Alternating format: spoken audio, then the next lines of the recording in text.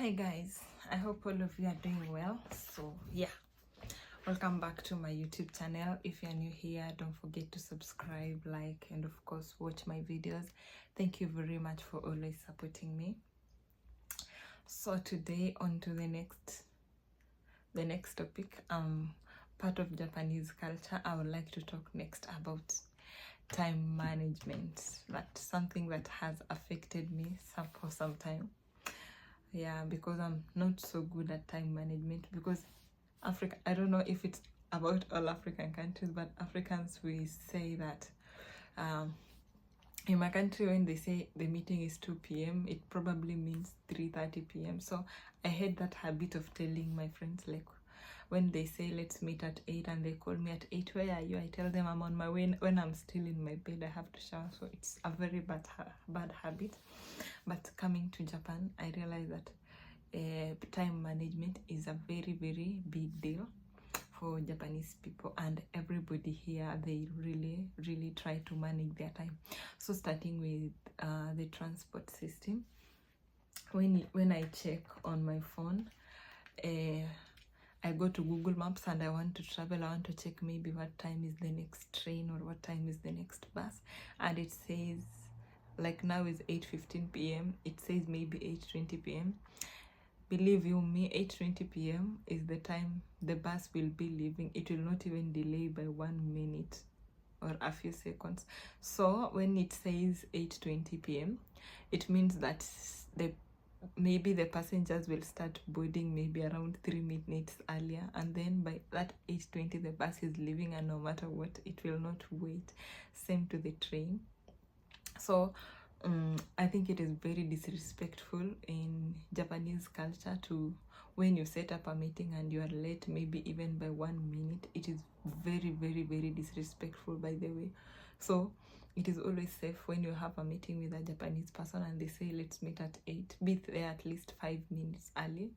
And for me, I think I learned the hard way, because sometimes when people set meetings with me and I say, okay, you don't plan to be late, it's something that just happened. So I used to be that person, being late just happened, but most of the time I found the meeting already started, and everybody's there. Nobody will tell you anything, but you are going to feel embarrassed and I think it is a very bad impression for you. So if you really want to deal with Japanese people nicely, please just keep time. When they say let's meet at 12, be there at 11:55. Let's meet at 10, be there at 9:55. And for me, I think even when I'll be going back home, I think I am a new person, new year, new me, because I have really learned to keep time, really. Yeah, living in Japan, that is one thing that living in Japan has helped me with. Yeah. What else? The language. Lastly, my last topic today. So having lived in Kenya throughout my life, I thought that in all countries people speak English. I thought that English is spoken at least in every country in the world, because I have met some foreigners who come to Kenya, mainly Africans, of course, and some people from Europe who come to, of course, as tourists. And yeah, they speak English. So in my imagination, I used to think everywhere people speak English anyway, it's not a big deal. So when I applied to come to Japan through the Japanese government makes scholarship, I received the forms. They had Japanese and English translation, but I thought it's not a big deal. So I was learning some Japanese on Duolingo, but I was not taking it serious, because I thought, yeah, we will speak English here. Shock on me. I don't know about the big cities, but in Hiroshima, I think among 10 Japanese people, maybe only one can speak English. And people are hired even in hospitals to be translators, and sometimes these people who are translators, there are very few people, because you have to know English and Japanese. So like right now, I live in an international house. It's like a, a building for where international people can rent and live. So yeah, we are here people from many different countries, from Africa, from Asia, from Europe, wherever. So when I moved in, because of course I couldn't speak Japanese, there's someone who has been hired by the office to as just a translator, and this person is very hard to find him. I think he has some few he comes here. I think he works in other places also, because apparently Japanese is the official language in Japan, not English.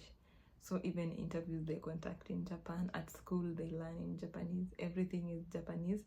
But don't be worried if you're coming here to do your graduate studies like me. I'm in graduate school. If you're coming here to do master's or PhD, of course they teach in English, because I think professors, because they travel around the world attending conferences, and of course their papers, they have to be read by many people to spread the knowledge. I think most professors can't speak English, so in graduate school you are safe. But I think I will not recommend for someone who wants to come here to go to undergraduate, because I think undergraduate they're taught completely in Japanese. So because of that, also me, for the past more than 9 months, I've been learning some Japanese, because really it's hard to survive without Japanese. Everything from even when you meet someone on the streets, even what annoys me, someone can speak English but they just don't want to. You will meet someone and okay, now I know a little Japanese, I can express myself a little, but when I was new, I would meet someone and like speak to them in English, and then they will tell me I cannot speak English, my English not good. But the fact that somebody said that, it means that at least they can speak some little English. But even those who know to speak English, they are like unwilling to do it. That is the difficult part. So yeah, for me, I'm in Japanese language school, and I'm trying to learn the language, because 90% of the people, they can only speak Japanese, no English, no nothing.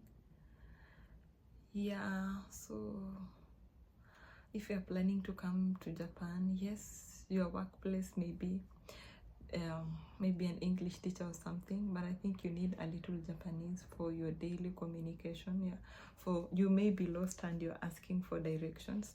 I think a little Japanese will help you to kind of solve some problems like that, like ask for directions, like buy something, or like another day I wanted to change my money. I had notes and I wanted coins, so I had to go to a convenience store and ask them to change the money for me.